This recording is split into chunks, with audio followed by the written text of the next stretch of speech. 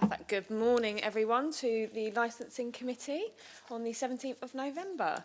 I'm just going to go through some housekeeping information. First of all, I'm Councillor Emily Strudwick and Chair of today's meeting. In the interest of safety, if the continuous fire alarm sounds, please evacuate the room and the public gallery by the stairwells. Do not attempt to use a lift, and please assemble at the turning circle at the end of King Henry Street, past the University's Park building. In order to comply with Guildhall Trust Fire Marshal regulations, please remember to sign out when you leave the building after today's meeting. For those of you who have not attended before, you'll have the running order. Do you have the running order, Linda? Would you like it? I'm sure we've got a spare one. And that will just show you how today's proceedings is going to go ahead. Please be aware that this is a public meeting, so members of the press and public are also permitted to record the meeting on the understanding that it neither disrupts the meeting nor records those stating explicitly that they do not wish to be recorded. Declarations of members' interest. Any declarations, members? No. No? Never written there, never done. Perfect. So I'm going to go to my right first for introductions. Councillor Russell Simpson. Then to my left. Councillor Hugh Mason. And then we'll start from the bottom. That's Good morning, my name is Ben Attrell. I'm a solicitor employed by the Council. I'll be advising the subcommittee this morning.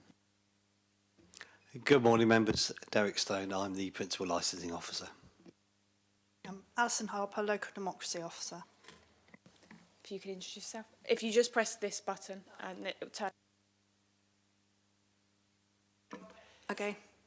Good morning, I'm Belinda Delaney. Good morning, I'm Philip Melville. Thank you. Right. Amazing. So we are, and you're just here to watch, is that correct?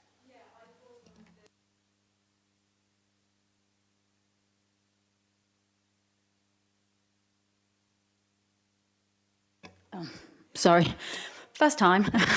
I didn't know that we could speak, but I just came along to observe, but I was one of the people that put in an objection. No problem. Which, what was the name of yours, so we can just highlight on So this? I am anonymous in the Fine. objection. Okay, Yeah, but absolutely fine, don't worry. but I can give you my name. No, it's absolutely Okay. fine.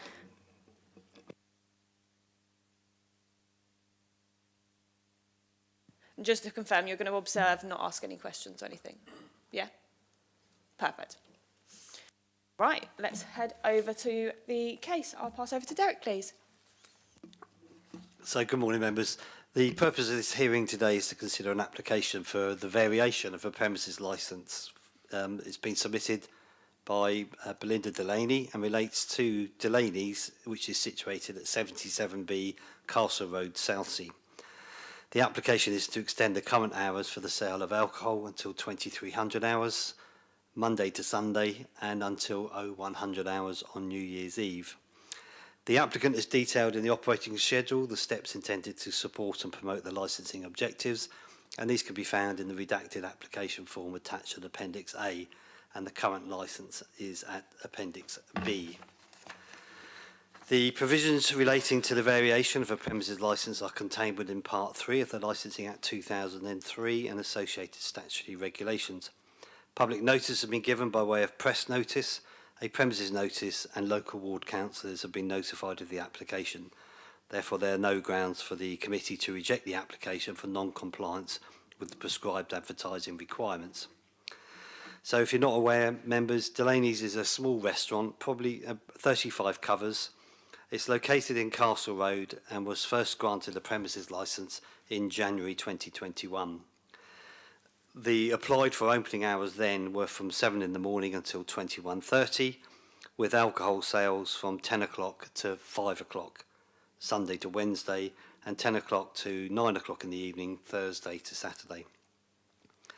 In March 2022, a variation to the licence was applied for, extending the alcohol sales from 2100 to 22:30 hours on a Friday and Saturday. As with this application, the two previous applications were determined by a licensing subcommittee hearing as a result of representations being received from local residents and patrons, both in support and objecting to the application. There are no objections from any responsible authority. The applicant has engaged with the police and have agreed conditions to be added to the premises licence, with the addition of the attendance at pub watch meetings and also a written drugs policy together with staff training.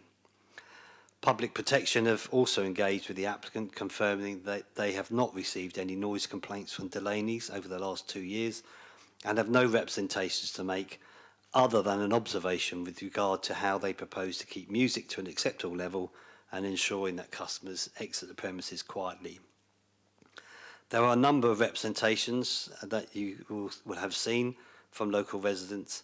In total, there are 9 representations objecting to the variation and 19 in support.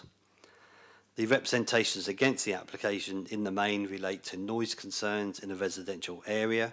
However, the 19 in support generally state that the premises are well run, an asset to the community, and the variation should be granted to allow the business to be successful and compete fairly against other businesses in the area who have longer trading hours.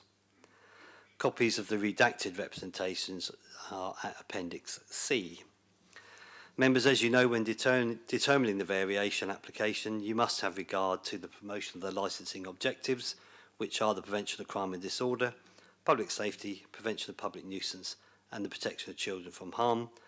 The Licensing Act, the adopted statement of licensing policy, judgments of the High Court, the current statutory guidance issued by the Home Secretary in accordance with Section 182 of the Act, the representations, including supporting information presented by all parties, and the human rights of all parties concerned to ensure both a fair and balanced hearing. Members, I don't propose to say anything more other than just draw your attention to paragraph 11, which is the guidance in relation to the review provisions. And it says it's a key protection for the community where problems associated with licensing objectives occur after the grant or variation for a premises licence. 11.2 states at any stage following the grant of a premises licence, a responsible authority or any other person may ask the licensing authority to review the licence because of a matter arising at the premises in connection with any of the 4 licensing objectives. I don't propose to say any more, members, but obviously, as normal, I will be here throughout the proceedings to assist where I can. Thank you. Thank you, Derek. I've just got one question. I know you said about the other responsible authorities regarding the music complaints. There has been a reference saying the business already ignores its current licensing. Have you had any complaints directly to licensing, not regarding the music, and if so, what's happened? As you know, we don't investigate any noise complaints, and Public Protection has said they haven't had any complaints for the last 2 years. We've had some sort of contact where the suggestion is that noise has been made, but it's not been evidenced or substantiated as a statutory noise nuisance. So other than music reports, you've not had any other issues regarding them following the licensing rules? No, there's a comment I know in one of the representations to say that the 10s have been problematical. I went through all of the 10s that have been applied for, and there's been quite a few over the last couple of years, and I can't see any link to any specific complaints in relation to those 10s. Thank you. Members, any questions for Derek at this time?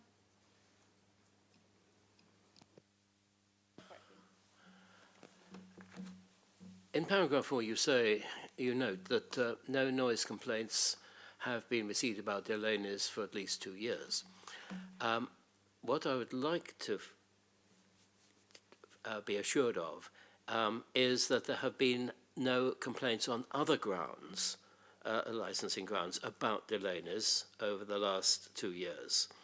Has it just been no complaints at all about the premises? In preparation for the hearing, members, I did make contact with the police to try and establish if there are any complaints or issues at the premises. They've got 3 incidents recorded. One was in 2015, where there was damage to the front door. Another one... No, hang on, I'll just, let me check, 1 second. I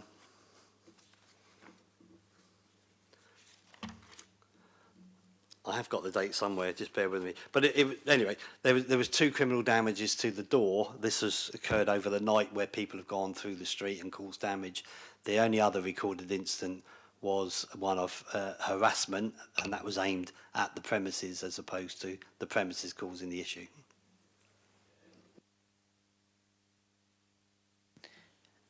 Russell? Yeah, I don't think I have a question, but I have one now.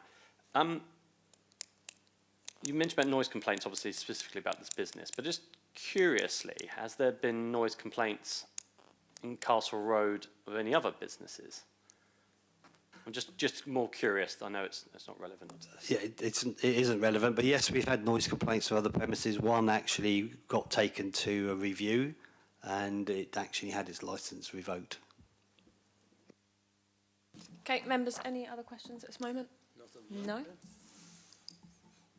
Do you have any questions for Derek at this moment? No? Perfect. So we're going to hand over to you now for you to explain, I guess, why you want to extend your licence, talk about any of the complaints, maybe mitigate any of them. This is your time to speak, all right? Don't feel... Right, okay. Okay, so we are applying to extend the licence to 11 o'clock, 7 days a week, just across the board. Not necessarily going to be open all of those hours, but it just then alleviates us not having to put attends in for special events.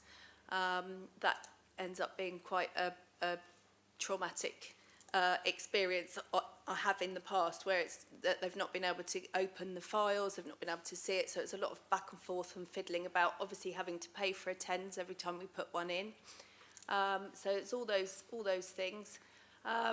If, for instance, on a, as I say, we're not necessarily going to open every night, but if we wanted to, on a Monday, if we had a book club, for instance, that decided there's 10 members, they want to come and have a meal and have some wine, then we want to be able to accommodate those things. We're looking to, with regards to that, we will carry on as we normally do, observing the licence, observing the surrounding the people leaving, making sure that they're observing, they're being quiet, they're not leaving and making a noise when they're leaving. We keep music to a minimum. We've just installed, we've just been closed for major refurbishment, and we've just installed double glazed back doors, which obviously will be less of a noise travelling from the doors that have been there for the last 20 years. We've put air conditioning in as well, so obviously if we do have a busy day and it's warm, instead of having the door open, we can have the air conditioning on. With having the air conditioning on, obviously to make that effective and work, we'll be having the door closed more often than not. Obviously it's nice to have the door open on a morning and people coming along and walking, but generally in the evening we'll be closing the door to make sure that the air conditioning is obviously working, and likewise with the heating, it's a dual thing. With regards to wanting to have the 11 o'clock licence, we do find that sometimes 10:30, obviously Friday and Saturday we're a bit tied. On a Thursday, for instance, we have a quiz on a Thursday and we close at 9 o'clock, which is very difficult to try and fit a quiz in and get that all done in those times. And then obviously we're having to call last orders halfway through a quiz.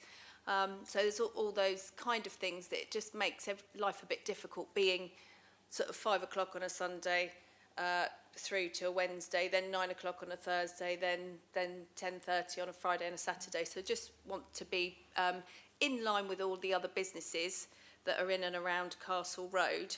I have actually done a little map.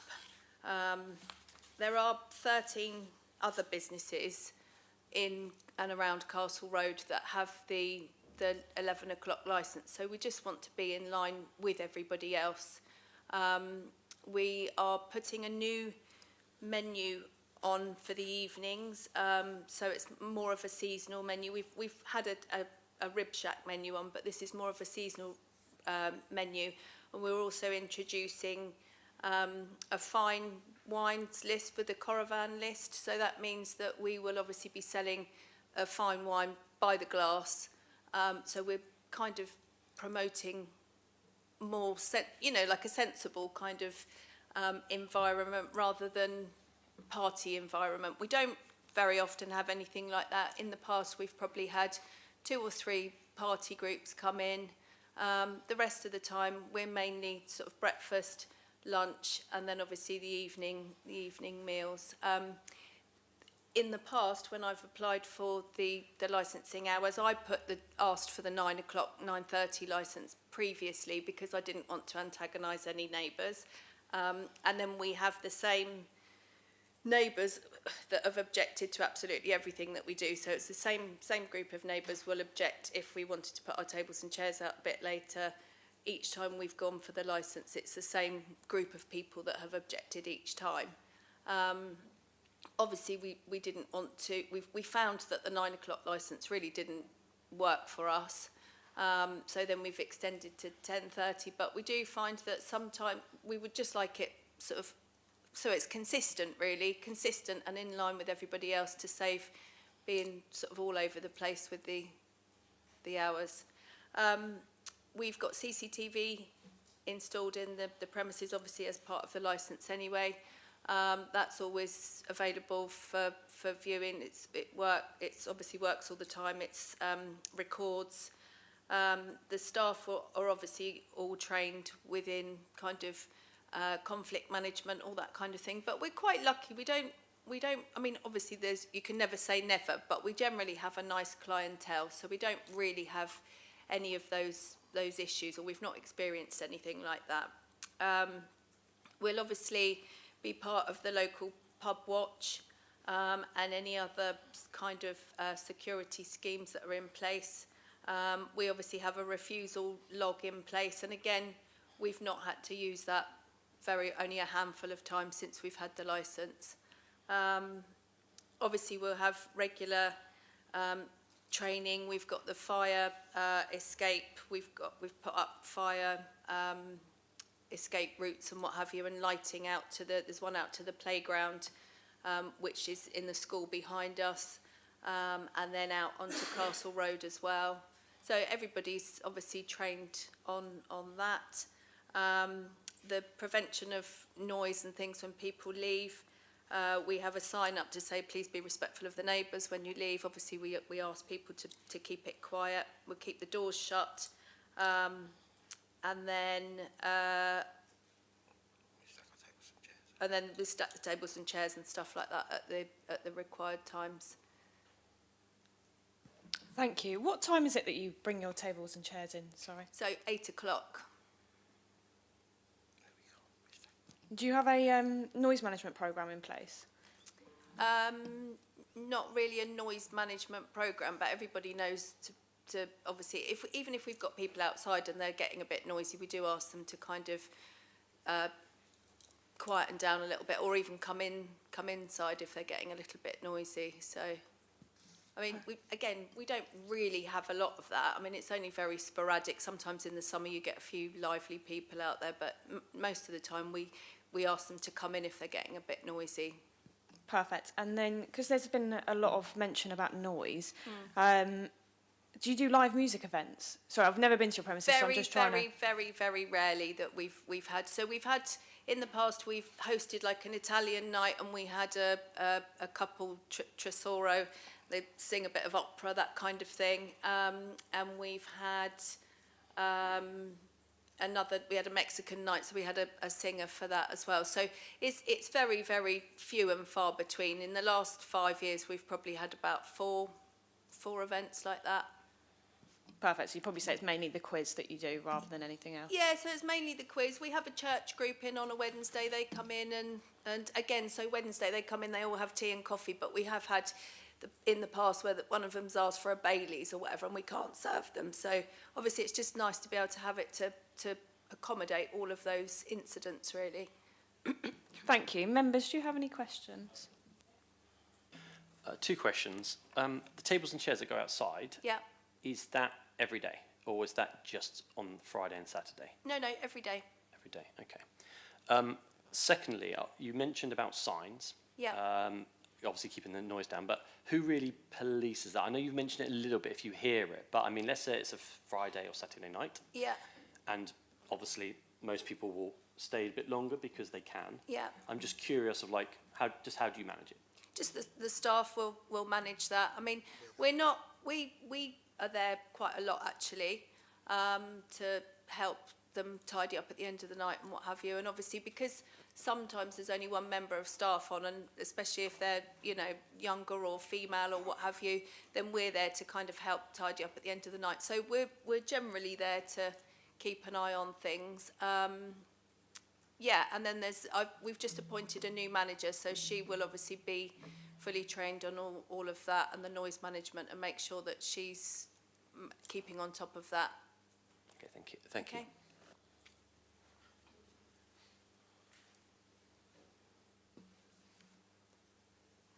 Firstly, a more general question.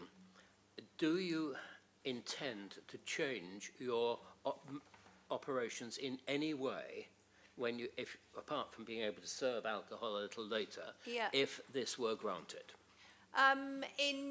No, really, just the evening menu.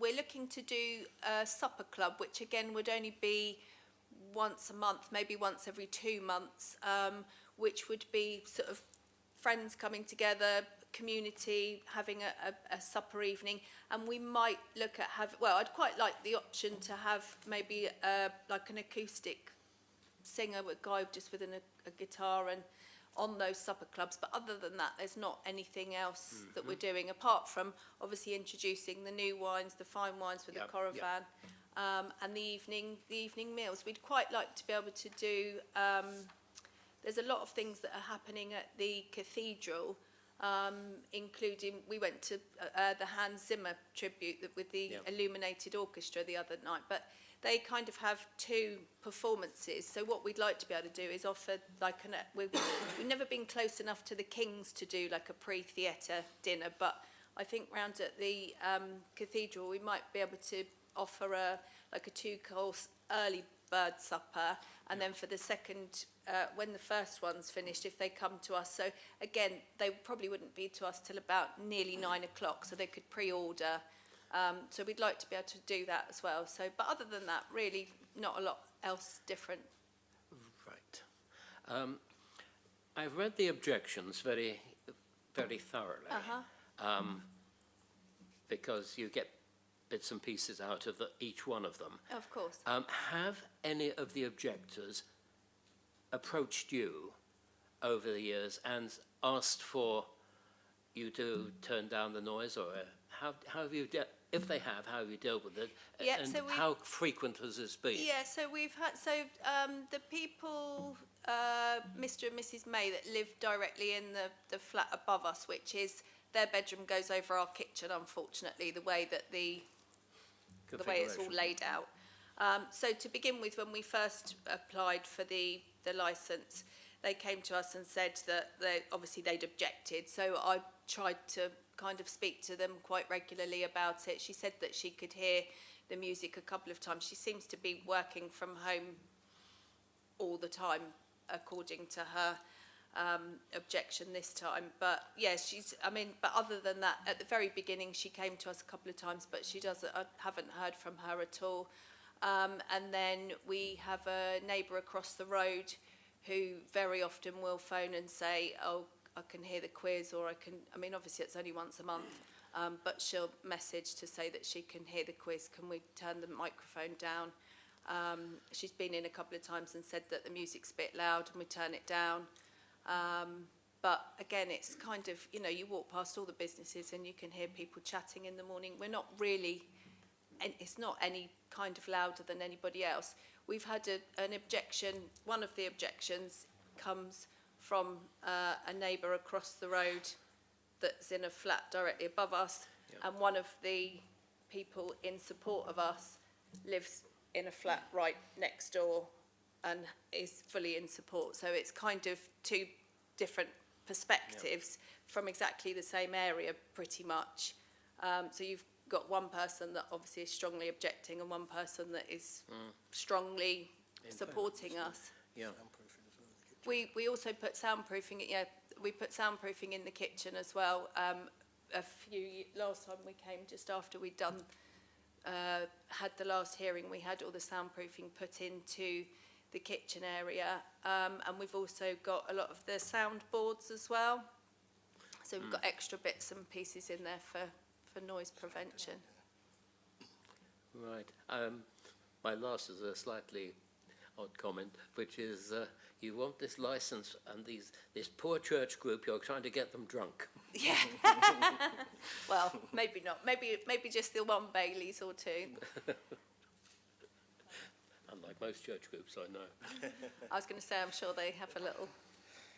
As you've mentioned sound panels, so can you talk me through the sound installation in the kitchen? Yeah. And how many sound panels have you got in the restaurant and where? We've just refurbished, so they're going to go back up. We've got built-in seating that's all covered in fabric and what have you, obviously to help with the sound. We've also had some covered, so fabric and foam covered boards that will go the length of the restaurant to help again with the addition of sound absorption. And then the sound panels, we've got 2 big ones upstairs, and then we've got 3 or 4 more to go and be kind of strategically placed. Now we've finished refurbing, they'll go throughout the downstairs area. And then in the kitchen? And in the kitchen, we had all the soundproofing put in before, so, and we've got the double glazed back doors now as well. Last question. With the soundproofing, on the ceiling, is it still just a plain ceiling, or has it got any form of suspended soundboards there too? No, we don't have a lot of head height in there, so we haven't been able to. We can't put a lot on the ceiling as such. Okay. They're really low ceilings in there. Okay, members, any more questions? No? Fine. Perfect. Okay, we are storming through this. So we're going to go through to summing up now. Belinda, if you just turn off your mic for me. Okay. Thank you. So we're going to go up to summing up. Derek, have you got any questions for Belinda? No. That's fine. One other thing that, if I can do, we've just put a little write-up in the local Southsea Lifestyle, which will be going out very soon. But I'd quite like to read that out to you because I think it kind of sums up what we're doing and what we hope to do. Probably a little bit. Is that okay? You can do, but we're about to go into summing up, so you can include that, and you're not time allowance. Yeah, okay, that's fine. Thank you. So because obviously there's not so many people here, it tends to come to summing up, and everyone goes, "I've got nothing else to add." But so we'll keep it for Derek, do you have any summing up you'd like to do? No, thank you. Perfect. There we go, Belinda. We're going to go into summing up for you now. So this is for any final comments, you have thoroughly quite explained yourself, but anything else you want to add before we go into closed session to decide? As you just said, you can read that out as well. There's no time limit, so just, anything else you want to say, any last words, everything like that. All right?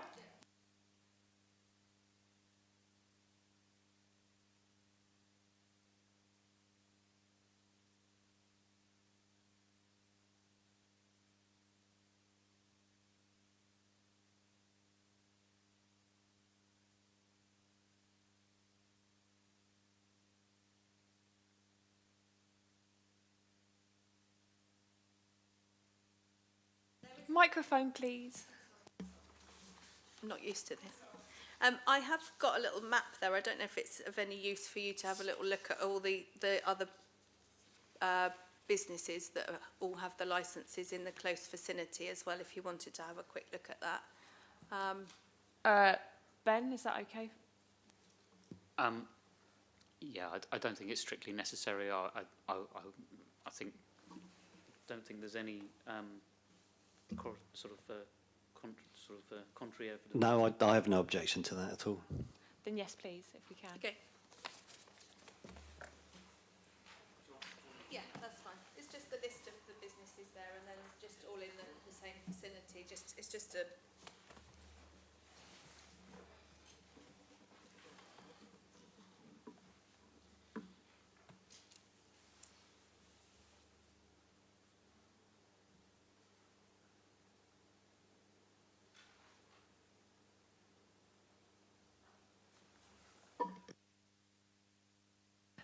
Thank you. Perfect. Right, you're more than welcome to go into your summing up. I don't know if your husband wanted to speak at all as well. You're more than welcome to if you want to add anything to the summing Hello, up. members. My name's Philip Melville. I'm the licensee of the premises. Just to go on about the sound, we had the soundproofing, the ceiling taken down in the kitchen, and it's all soundproofed professionally. And we had an independent guy with a decibel went up to the flat and recorded the sound at our busiest time, and it came back as well within the parameters of what was expected. As in regards to the sound deadening upstairs, they're soft actual sound deadening boards that hang from the ceiling via wires, and they're about that suspended by about 1.5 inches, 2 inches down from the ceiling because it's so low that I'll put it up as tight as I can. And we've got 2 big discs up there to deaden the sound from the noise coming from the restaurant, because we've got a mezzanine floor, so the sound comes up and over. So we've got it there, and we'll be putting up a couple more boards if we can fit them in after the refurb, and to minimise and deaden the sound from the top of the mezzanine floor up to the flats above. I'm going to just reply to that because I know quite a lot about it because I've had to do it. I mean, obviously you can mix. There's a mixture between 150 millimeters type of soundboards that you might want. You could consider looking into because it does make a hell of a difference. Yeah, it does.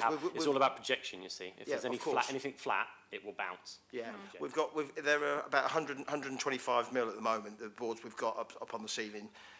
So yeah, that's something we can look at to change them over to 150 mil, or even if there's any bigger, we could do, because the wires I can still raise them quite a bit to accommodate for a bigger sheet, a bigger soundboard to go up.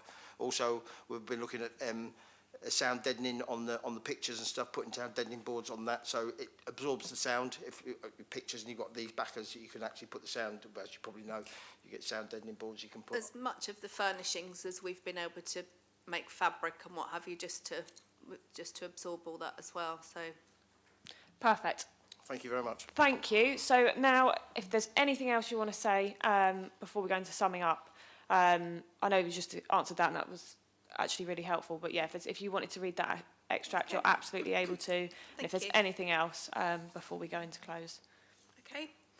So, after nearly 2 decades as a beloved family-run cafe and bistro, Delaney Southsea is proud to announce a new chapter in its story, marked by an extensive refurbishment and an exciting new business partnership, the long-awaited pedestrianisation of Castle Road.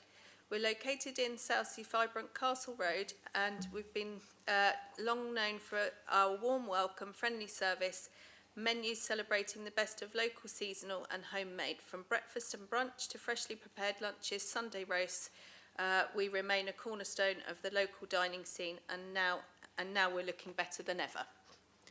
Following a major refurbishment and interior refresh, the space has been reimagined to create a relaxed and contemporary environment that transitions seamlessly from daytime cafe bar into an evening bistro, wine and cocktail bar.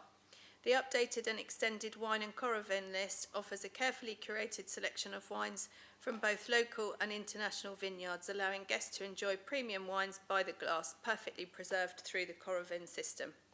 This transformation comes at a significant time for the area.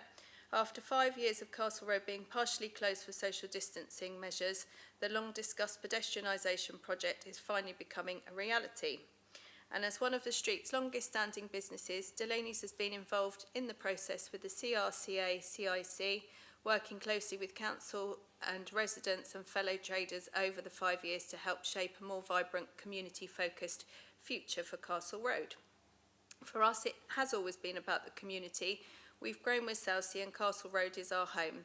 Seeing the street come to life over the years, and now through the pedestrianisation after years of hard work with planning, patience, and is something we're truly proud of. Our refurbishment and new offerings are all about celebrating the sense of renewal. Adding to the excitement at Delaney's, we're going to be launching a series of supper clubs with intimate communal dining experiences that celebrate different cuisines and feature themed courses and live performance from local artists, so like the acoustic singers, that type of thing. So whether it's a morning coffee or a lazy weekend brunch or an evening of great food and fine wine, Delaney's continues to be a place where food and community and connection are at the heart of everything. Thank you. And just want to triple check you're satisfied and you've said everything you want to now. I've probably missed some bits, but yeah, hopefully I've said everything. No problem Yeah. at all. So we're going to move into something called closed session, where we'll ask everyone to leave. I would probably say we'll be back not before 11:15. That gives you, yeah. We might be a little bit later than that, but just rest assured you can have a coffee, and we won't reconvene before 11:15. Okay. If you do see us outside, we can't talk to you, so we're not just ignoring you, we just can't. But yeah, we'll move into closed session now. What's the time? Yeah, 10:36. Thank you.